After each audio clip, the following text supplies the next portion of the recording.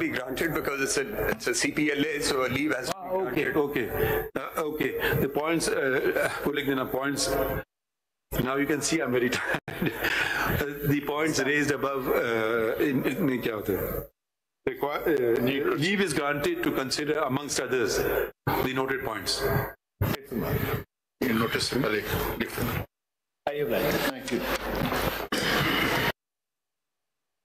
खबर आ गई single bench की जानिब से 13 दिसंबर 2023 को सुनाया गया फैसला सुप्रीम कोर्ट ने मुअत्तल कर दिया है। सिंगल बेंच की जानिब से उजलत में यह फैसला सुनाया गया और अफसोस की बात यह है कि इसमें सुप्रीम कोर्ट के फैसलों से सरफ नजर किया गया, उनसे मुतसादिम यह फैसला सुनाया गया। इस फैसले को मुअत्तल करते हैं। सुप्रीम कोर्ट ने लाहौर हाई कोर्ट को आरओज और डीआरओ से मुतालिक दरख्वास्त पर मजीद कार्रवाई से रोक दिया है। अदालत हुक्म देती है कि हाई कोर्ट इस दरख्वास्त पर मजीद कोई कार्रवाई न करे। हुक्मनामे में कहा गया है सुप्रीम कोर्ट ने लाहौर हाई कोर्ट का फैसला मुअत्तल कर दिया है। हुक्मनामे में कहा गया है कि इलेक्शन कमीशन आज ही इंतखाबी शेड्यूल जारी करे। मरियम नवाज नुमाइंदा जियो न्यूज़ हमारे साथ मौजूद है। मरियम, सुप्रीम कोर्ट ने लाहौर हाई कोर्ट का एक तो फैसला मुअत्तल किया है, फिर इलेक्शन कमीशन को कहा है कि आज इंतखाबी शेड्यूल भी जारी करे।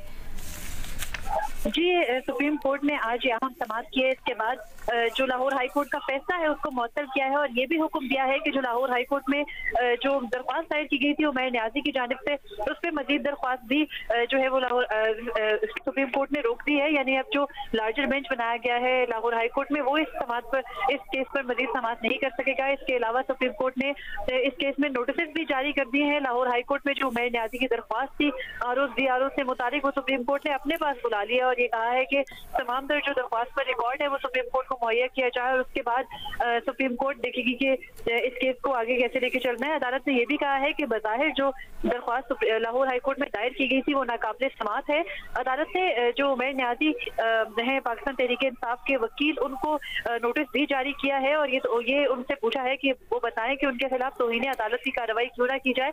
अदालत ने कहा है कि जो सुप्रीम कोर्ट का हुक्म था 8 फरवरी को इंतखाबात कराने का, उमैर न्याजी ने उस पर इस वक्त जब इंतखाबात बिल्कुल पर है उस वक्त दरख्वास्त दायर करके सुप्रीम कोर्ट की हुक्म अदूरी की। उन्होंने कहा कि अदालत को बताया जाए कि क्यों ना आपके खिलाफ जो है वो तौहीन अदालत की कार्रवाई की जाए। मरियम नवाज, आज के जिस दौरान प्रोसीडिंग हो रही थी उस दौरान भी, फैसले के दौरान भी, जो जज साहब हैं फाजिल जज साहब, सिंगल बेंच का फैसला जिन्होंने सुनाया था, उनके कॉन्डक्ट के हवाले से भी चीफ जस्टिस साहब ने संजीदा निकात उठाए और उस पर गौर किया गया।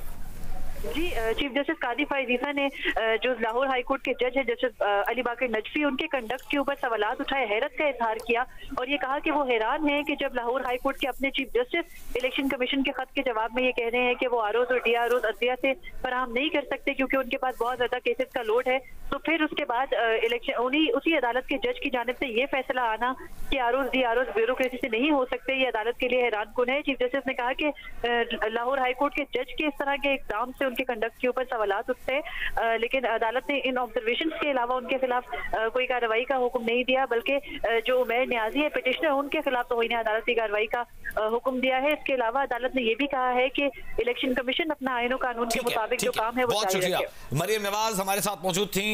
न सिर्फ ये कि सिंगल बेंच का फैसला मुअत्तल कर दिया गया है, साथ ही इस हवाले से ये कहा गया है कि सुप्रीम कोर्ट के वाज़ेह तरीन फैसलों की खिलाफ वर्जी की गई और उनसे मुतसादिम फैसला जारी किया गया। इसी से मुतालिक अब आपको लिए चलते हैं इस्लामाबाद स्टूडियोज, जहां से आपको ज्वाइन करेंगे शहजाद इकबाल, प्रोग्राम नया पाकिस्तान में।